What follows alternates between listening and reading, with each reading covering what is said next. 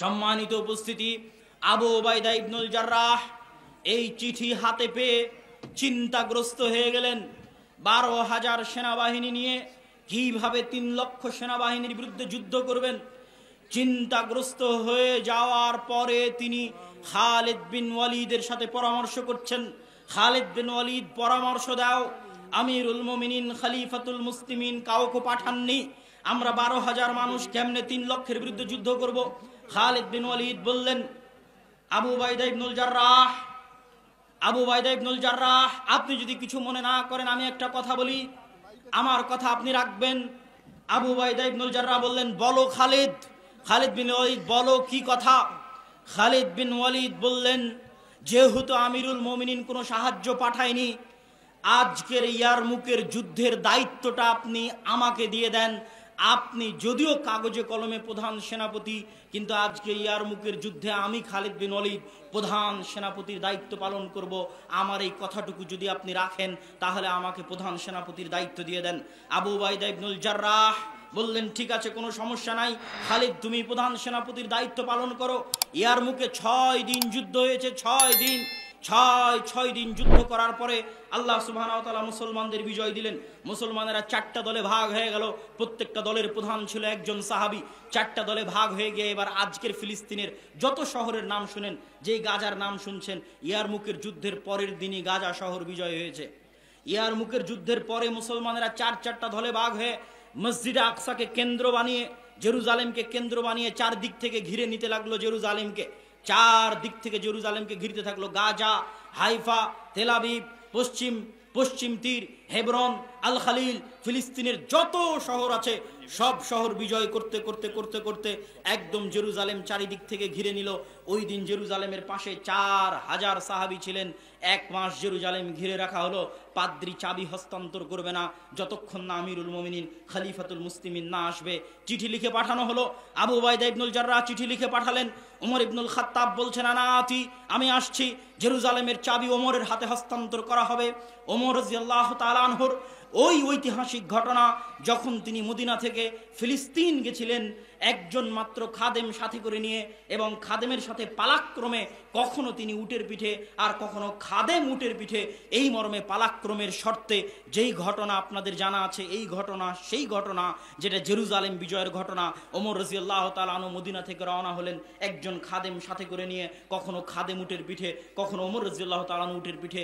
যখন জেরুজালেমের গেটে ওমর রাদিয়াল্লাহু তাআলা আনহু প্রবেশ করছে, 4,000 সাহাবী সহ বিশাল মুসলমানদের বাহিনী অপেক্ষা করছে, হাজার হাজার পাদ্রী অপেক্ষা করছে, আজ খলিফাতুল মুসলিমিন আসবে, আমিরুল মুমিনিন আসবে। কিন্তু তারা দেখছে খলিফাতুল মুসলিমিন রশি ধরে টানছে আর খাদেম উটের পিঠে বসে আছে। আবু উবাইদা ইবনুল জাররাহ হন্তদন্ত হয়ে ছুটে আসলেন ওমর রাদিয়াল্লাহু তাআলা আনহুর কাছে। ওমর রাদিয়াল্লাহু তাআলা আনহুকে এসে বলছেন, ইয়া আমিরাল মুমিনিন, ইন্নার রোমান ইয়ানজুরু ইলাইনা নাজরাতা কিল্লাহ। আমিরুল মুমিনিন, আপনি করেছেন কি? আমিরুল মুমিনিন, আজকে হাজার হাজার পাদ্রী অপেক্ষায় আছে আপনাকে দেখার জন্য। আজ আমরা 1 মাস থেকে এখানে অপেক্ষায় আছি আপনার আগমনে। আপনি রশি ধরে টানছেন, খাদেমকে উটের পিঠে বসিয়ে রেখেছেন, গায়ে জীর্ণ শীর্ণ কাপড়। রোমানরা কি মনে করবে? রোমানরা হাসি ঠাট্টা করবে, রোমানরা মজাক করবে, রোমানরা আমাদেরকে ছোট চোখে দেখবে। ওমর ইবনুল খাত্তাব কঠিন একটা ধমক দিলেন, আবু উবাইদা, তুমি না বলে অন্য কেউ বললে আমি কষ্ট পেতাম না, তুমি বলায় কষ্ট পাচ্ছি। শোনো আবু উবাইদা, আজ থেকে 30 বছর আগে ওমরের নাম কেউ চিনত না। আজ থেকে 30 বছর আগে আমরা জাহিলি কুন্না কওমানা জিল্লা, আমরা কোথায় জাহিলি যুগে না আমাদের নাম ছিল, গন্ধ ছিল, না টাকা ছিল, না পয়সা ছিল, না ক্ষমতা ছিল। আজকে যদি আপনি মনে করেন বাংলাদেশের কোনো বগুড়ার সোনাতলার কোনো একটা অঞ্চলের একজন কৃষক তার ইমানের কারণে, তার তাকওয়ার কারণে, তার পরহেজগারিতার কারণে লুঙ্গি পরে মাথায় মাথল দিয়ে যদি জেরুজালেম বিজয় করতে যায়, আর সেখানে যদি সে বিশ্বের সবচেয়ে বড় এম্পায়ারের বিরুদ্ধে বিজয় অর্জন করে, তো এরকমই 30 বছর আগে না ওমরকে কেউ চিনত। ওমর রাদিয়াল্লাহু তাআলা আনহু বলেন, আমরা ছিলাম কুন্না কওমানা দিল্লাহ, কোথায় মক্কার অন্ধকার জাহিলিয়াতের যুগ, আমাদের কেউ চিনত না। আজ আমি ওমর কোন জেরুজালেম বিজয় করতে এসেছি তোমরা জানো?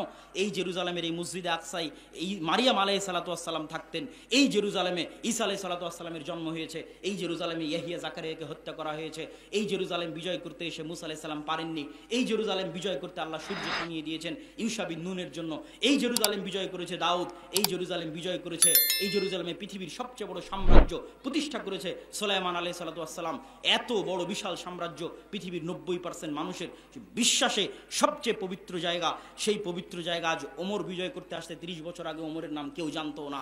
এই যে আল্লাহ আজকে আমাকে এখানে পৌঁছে দিয়েছেন, আযযানাল্লাহু বিল ইসলাম, আল্লাহ আমাদের এই ইজ্জত, এই সম্মান, এই ক্ষমতা না চাকচিক্য দিয়ে, না টাকা পয়সা দিয়ে, না রাজনীতি দিয়ে, না কূটনীতি দিয়ে আল্লাহ আমাদেরকে এই ক্ষমতা, এই সম্মান দিয়েছেন ইসলাম অনুসরণের কারণে, তাকওয়া এবং পরহেজগারিতার কারণে, আল্লাহর কিতাব এবং আল্লাহর নবীর সুন্নাত অনুসরণের কারণে। সম্মানিত উপস্থিতি, আরো লম্বা ঘটনা আছে, কিন্তু সারমর্ম কি, শিখার কি? এই যে পুরো বানু ইসরাইলের লম্বা ঘটনা শুনলেন, জেরুজালেম কেন্দ্রিক ইতিহাস শুনলেন, শিক্ষা এটাই যে আমরা গজবের মধ্যে আছি, আযাবের মধ্যে আছি। যেদিন ঈমান ফিরে আসবে, তাকওয়া ফিরে আসবে, পরহেজগারিতা ফিরে আসবে, যারাই ঈমান নিয়ে, তাকওয়া নিয়ে, পরহেজগারিতা নিয়ে সামনে এগিয়ে যাবে, আল্লাহ যেমন ইউশা বিন নূনের জন্য সূর্য থামিয়ে দিয়েছিলেন, 313 জনকে আল্লাহ যেমন বিজয় দিয়েছিলেন, ঠিক তেমনি মুসলমানদের হাতেও বিজয় হবে। সুলতান সালাহুদ্দিন আইয়ুবী তিনিও অল্প সংখ্যক মানুষ নিয়ে জেরুজালেম বিজয় করেছেন, ফিলিস্তিন বিজয় করেছেন, কিন্তু ঈমান থাকা লাগবে, তাকওয়া লাগবে, পরহেজগারিতা লাগবে। জেরুজালেম মিছিল দিয়েও বিজয় করা সম্ভব নয়, এবং ওই রকম মা লাগবে, ওই রকম বোন লাগবে যারা এরকম সুলতান সালাহুদ্দিন আইয়ুবী জন্ম দিতে পারে, তারিক বিন জিয়াদ জন্ম দিতে পারে। কেননা বেহায়াপনা, বেলেল্লাপনা যখন সমাজে ছড়িয়ে পড়ে, বেপর্দা যখন সমাজে ছড়িয়ে পড়ে, তখন সেখানে পুরুষ জন্ম নিতে পারে না। মানে মায়ের বেটা সালাহুদ্দিন আইয়ুবী জন্ম নিতে পারে না, যা জন্ম নেবে সব নামে পুরুষ, কামে সব মহিলা। কথা বুঝতে পেরেছেন? সমাজে বেহায়াপনা, বেলেল্লাপনা থাকলে এটাই সমাজের রেজাল্ট। সম্মানিত উপস্থিতি, এই দীর্ঘ ইতিহাস থেকে আল্লাহ সুবহানাহু ওয়া তাআলা উম্মতে মুহাম্মাদীকে শিক্ষা নেওয়ার তৌফিক দান করুক। আল্লাহুম্মা আমিন।